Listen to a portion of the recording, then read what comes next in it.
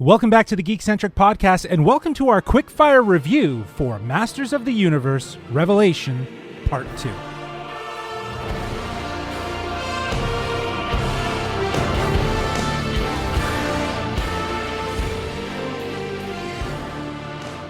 That's right, geeks. I have the power! As we head back to Eternia to share our spoiler-free thoughts on the continuation of Netflix's Master of the Universe Revelation Part 2. A huge thanks to Netflix Canada for giving us early access to review this ahead of its November 23rd release.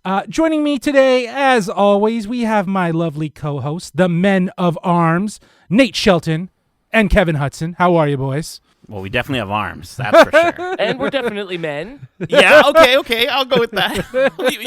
You nailed it. So I would love to just jump right into discussing this series with you guys because this was a journey. This was quite the journey after part one. And as mentioned, this is part 2 of a 2-part series, with part 1 releasing this past summer on Netflix. And the show is a new story created by Kevin Smith, who also served as story editor and producer of the series. And it has a stacked voice cast. We got Chris Wood, Lena Headey, Harley Quinn Smith, Sarah Michelle Gellar, Mark Hamill, Tiffany Smith, Liam Cunningham, and Alicia Silverstone. Like, I could not believe that she was in this. Right? And voice actor alum Kevin Connery, Stephen Root, and a whole bunch of other people that made cameos throughout Part 1 and Part 2. So as mentioned, this is going to be spoiler-free as to not expose any details about the events that happen in Part 2. However, we will be talking about Part 1 with spoilers. So if you haven't watched Part 1, you'll probably want to do that first. So with that in mind, I think it's best to probably talk about this Part 2 in relation to Part 1 as a conclusion. Did it work for you guys? Were there missed opportunities? Let's discuss. I think after the first half, I for the most part, I was kind of underwhelmed. And then this big event that really has never happened in the Masters of the universe, if you will, takes place. And it ends with Skeletor getting the sword and morphing into this super shredder version of himself. And yeah, I went, it's pretty awesome.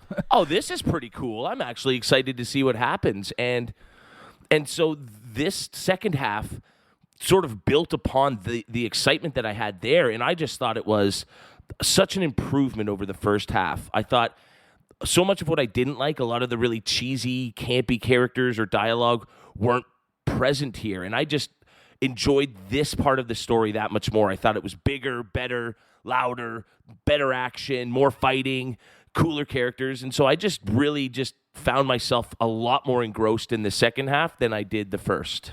Nate, how about yourself? Yeah, I think overall, if you enjoyed the first half of this show, you're gonna love the second half. I don't think that there's any chance that you'll come out of this sort of feeling underwhelmed by any means.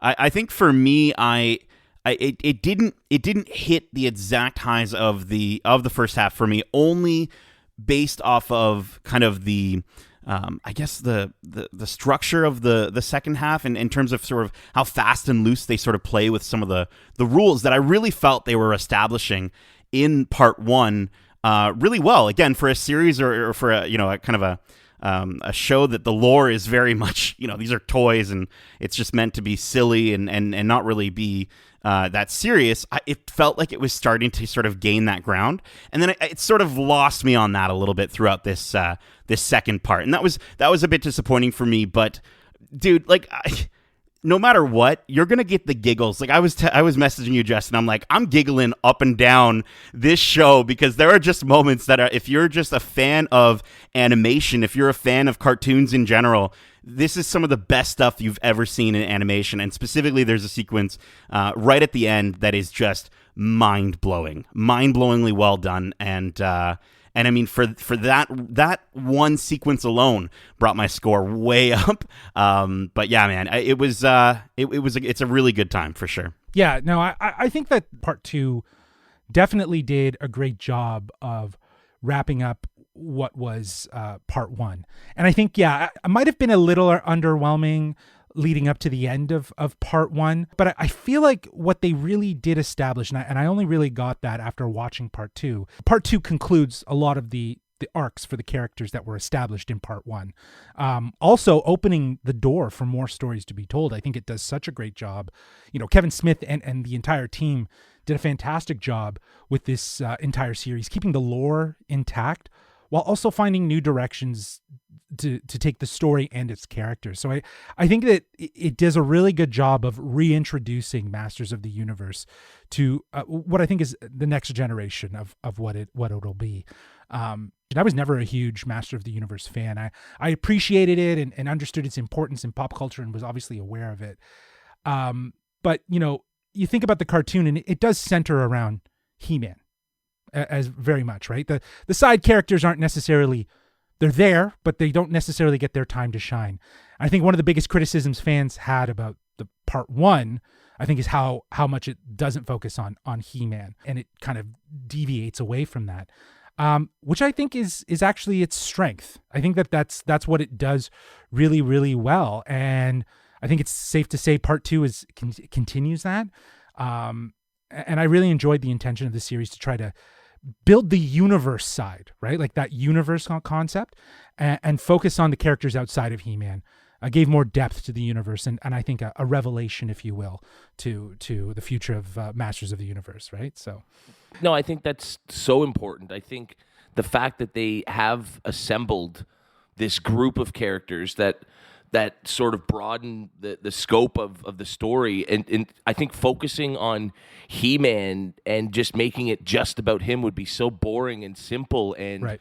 one-dimensional, and it would get so repetitive after a while. I think the fact that the He-Man character is challenged so much and needs these other people to sort of not just help him fight the battle, but to help him sort of find his true calling and his true destiny. That works to make the He-Man character so much more interesting than I think the cartoon before the original ever did.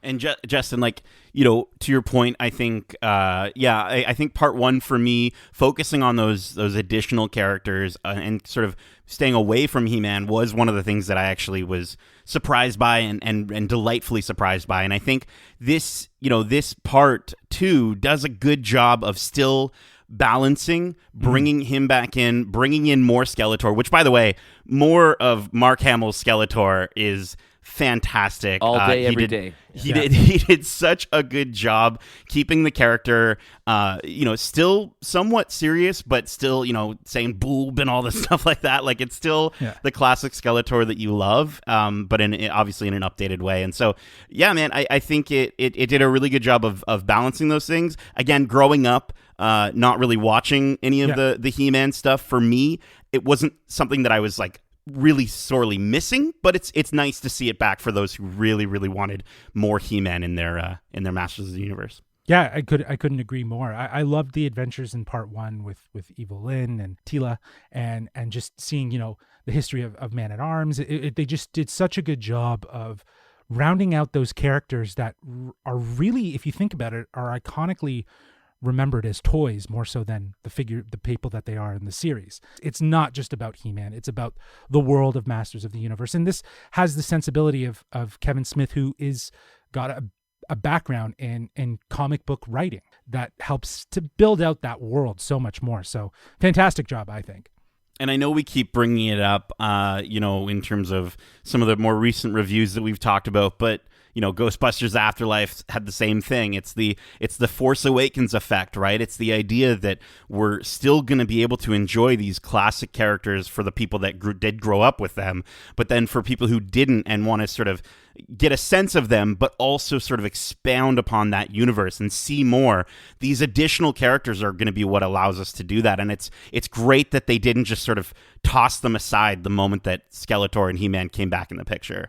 So I thought that, again, that was such a good strength with this part two. But I do just want to, say again, the rich characters are why you show up. Yeah. And I guess as far as your understanding of the lore or the rules or the sort of the sensibility that at least I found they were trying to bring into part one, you can kind of just toss that aside. And, if you turn off your brain, I think you'll enjoy it quite a bit more, in the sense of like, you don't have to think about those rules as much. And that's something that I kind of learned throughout it. Again, I would have appreciated them to sort of double down on that and stick to that. But I get it. At the same time, I totally understand, because again, the last few sequences in this part 2 just make it all better and make it all worthwhile for you to say, this is just some awesome, fun, cartoon to watch over your Lucky Charms. I really don't think that a cartoon reboot of a cartoon show from the 80s based on a toy line ever requires too much thinking.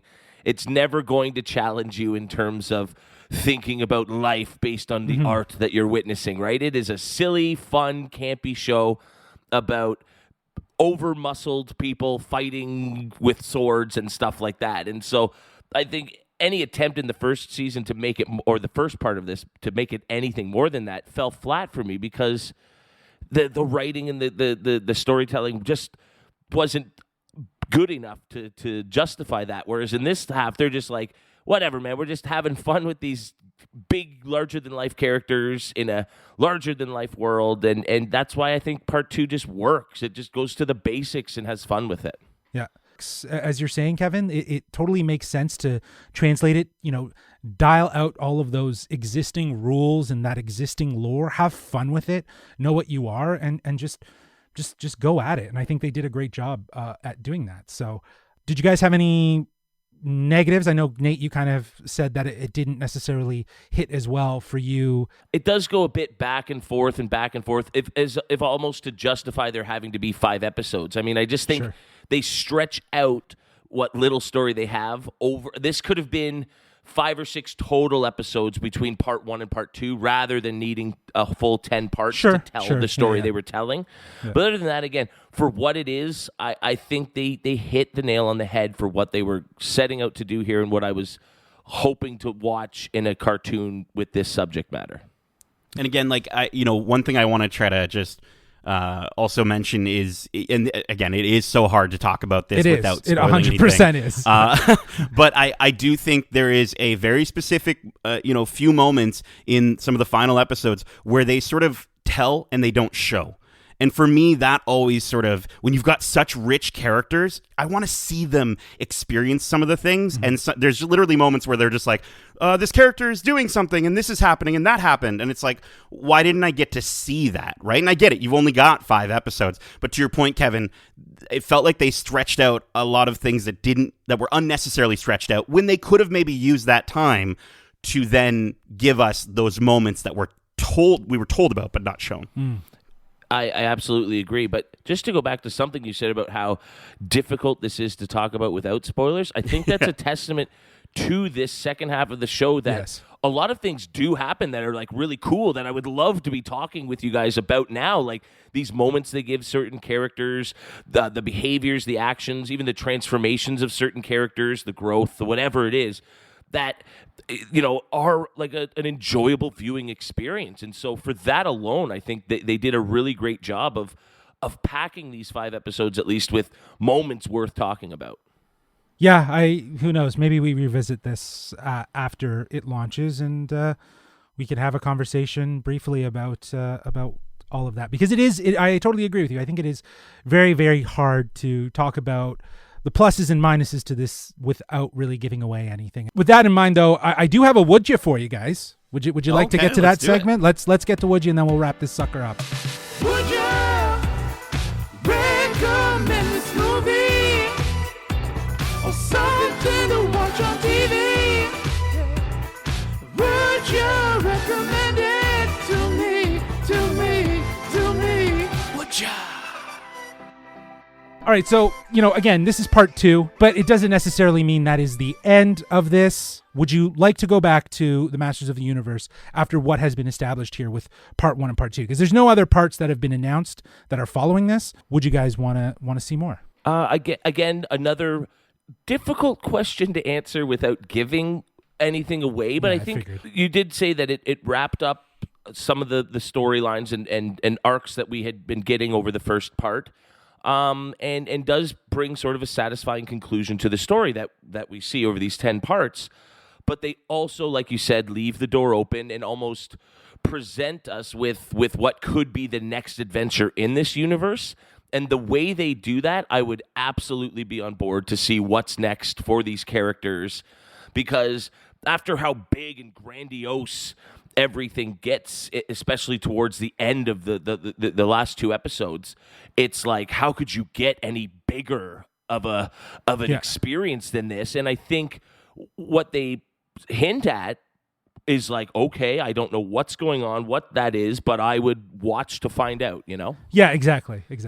Nate. I think for me, honestly, you give me 2 names. You give me Kevin Smith on board, continuing with the series, because I know a lot of the times writers and creators will sort of they'll start it off and then they'll hand it over to someone else, and I think there's more that he can do. 100%. I don't think it's one of those situations where it's like he needs to sort of pass it off because we need fresh.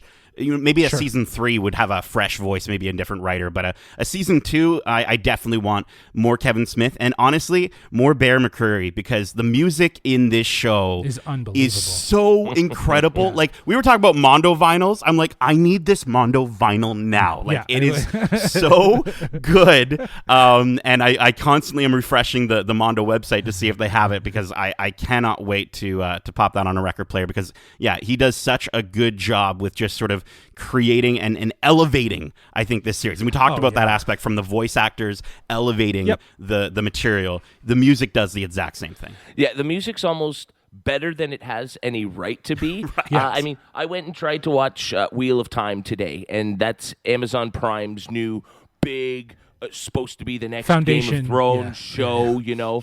And the music in it is so cheesy and so corny, and I was just like, this is Bush League. They need to get Bear in here to make some epic, grandiose music to make you feel it, you know? Like, so A+ for the music for sure.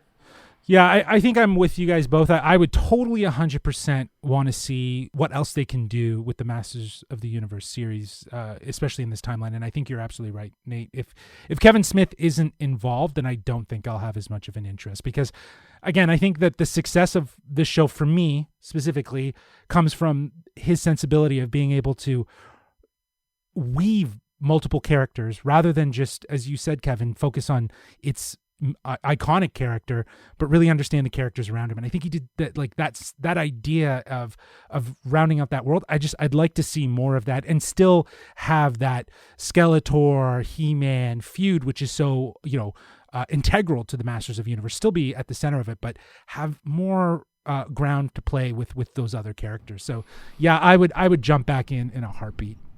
Yeah, I think you really found the essence of why the show works, and it is the passion that Kevin Smith obviously has for this material. And I think maybe one of the things that has held him back in his career, I mean, obviously he's been very successful, he's got lots of fans, he's made some good, some bad movies, whatever, but he's never had a chance to actually work with an existing property that he grew up loving. And he's like the world's biggest fan of this sort of content. And so I think it just resonated through the screen, just how passionate he was, how seriously he took bringing this to life in his own vision. 100%, man. It just leaps through the screen and into our souls. But with that, let's move into rating this. And I know that we didn't really kind of give a rating for part 1. So if you want to throw a rating in for part 1, feel free to do so. But today's rating is going to be out of 5 men of arms. Nate, let's start with you. Yeah. As I said, like, the show continues to really push why these characters matter, and even outside of He-Man and Skeletor, I think the visuals alone, you're gonna have a ton of giggle moments. As I said, you're gonna be watching this just giggling and laughing away at just how cool it is. And there's so many moments where I'm just like, that is so freaking awesome, and just really, really beautifully animated, for a show that, like, honestly, when you look at it originally, just kind of looks very generic animation, but once you sort of spend some time with it, it really does look fantastic. I think the show is continuously, sort of changing the formula of what He-Man is and does. But I think, again, as much as I still care about these characters, as much as I want to see where they go next, this part 2 for me, it did sort of make the rules feel a little bit like they didn't matter at times. It started to, kind of go a little bit back and forth, and in certain moments where I was just like, I don't know if they really needed to take that much time or if that change was necessary. So for me, I would have given part 1 a 4.5. For this one, I'm going to be giving part 2 a 4 out of 5 Men at Arms. Again, really, really enjoyed it.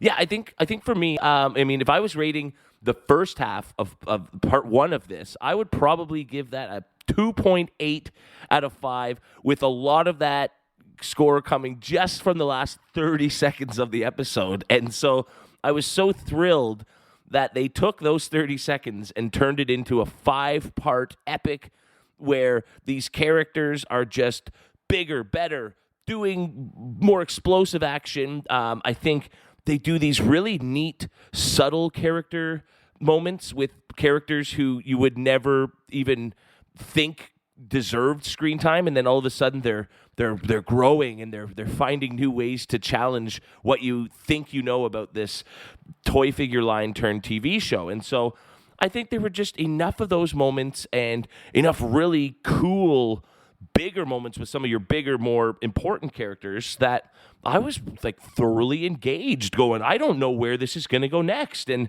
I found myself surprised how engrossing I found it. And so hats off to them for bringing me back when I didn't think I could be saved. I think they did a great job here in this second half. I really enjoyed it. And, as we said in Would Ya, I would 100% be interested in seeing a second season of this. So for that reason, I'm going to give this a 4.3 out of 5 Men at Arms. Yeah, well, like I said in my initial thoughts, this was awesome. It concluded the arc of characters that was established in part 1 and does leave the door open. Kevin Smith, his love for the franchise is all over this series, part 1 and 2, as he really does give some of these side characters their moment to shine and really give them their focus to help us understand more of the world of Masters of the Universe. And I think that, that is so relevant, and it just doesn't necessarily work now just to have your He-Man versus Skeletor. So, hats off to them for actually telling a story that is actually very compelling and very interesting. And again, really showcasing what the future of Masters of the Universe could be. Part 1, I think I would probably be giving it a 4 out of 5. But for this one I absolutely loved because it just continued from part 1 so well, and we find our characters in a similar place, and they're still resolving those obstacles that they need to.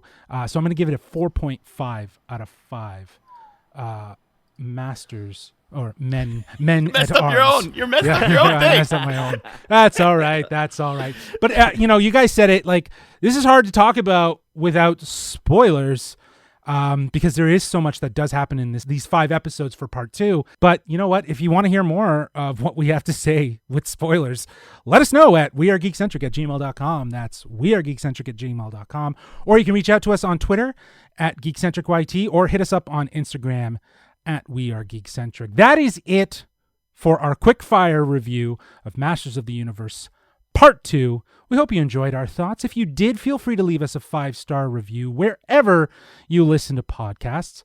Also, keep in mind that we have a variety of other content covering all the latest movies and TV shows, including our spoiler-free review for Netflix's latest series, Cowboy Bebop. We also have our Ghostbusters Afterlife spoiler discussion, where we get into all the details about the movie. So if you've seen the movie, you can check that out. If you haven't, then don't listen to it until you have. And also, we're going to pump some new stuff that we got coming. We got a Watch Club preview hitting up for Marvel Studios' Hawkeye. And later this week, we'll be starting our Watch Club series for Hawkeye, with episode 1 and 2 expected to drop starting November 24th. So if you're down to listen to us break it down like we always do, then be sure you're subscribed to the Geekcentric podcast. But until then, peace.